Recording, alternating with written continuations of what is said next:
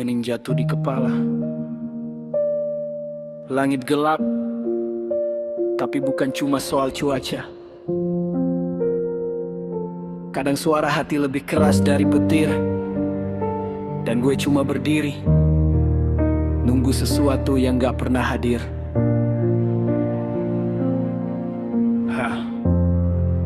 Yeah. Gue jalan sendirian di lorong penuh bayangan, nyari jawaban dari luka yang pernah gue tanam. Katanya waktu bakal sembuhin, tapi waktu cuma lewat. Sementara gue nahan beban yang udah numpuk kayak karat. Karena bilang kuat, tapi mereka nggak lihat retaknya. Nggak denger perang dalam kepala gue tiap malam pecahnya. Gue bukan ngebenci hidup, cuma bingung harus gimana ketika kedamaian lebih jauh dari jarak antara gue sama siapapun di dunia. Hujan turun deras di luar sana, tapi ini bukan hasil tetesan air mata. Gue udah habis, udah kering, udah gak punya sisa. Sampai langit pun harus bantu gue nangis atas semua luka. Hujan turun dan gue berdiri di tengahnya, biar basah ini nyamarin apa yang gak bisa gue jaga. Mereka kira gue baik-baik aja, ya biarin aja. Hujan bukan air mata gue, ini cuma dunia yang ikut merasa. Kadang gue teriak tanpa buka mulut, sebab kalau suara keluar takut dunia ikut runtuh. Gue pegang kepala, badai pikiran makin liar. Kripsi kesedihan ini gak pernah selesai, halaman makin tebal tiap gue jatuh lagi. Gue ngelewatin masa lalu kayak nginjek pecahan kaca, dan tiap langkah bikin darah turun, tapi gue pura-pura biasa. Semua orang punya cerita, iya gue tahu, tapi mereka gak pernah baca bab gelap yang gue simpan rapat di dada gue. Capek tapi nggak berhenti, gue takut tapi tetap jalan meski jalannya mati. Ini bukan soal siapa yang salah, ini soal gue ngelawan diri sendiri tiap malam sampai fajar dakang terlambat.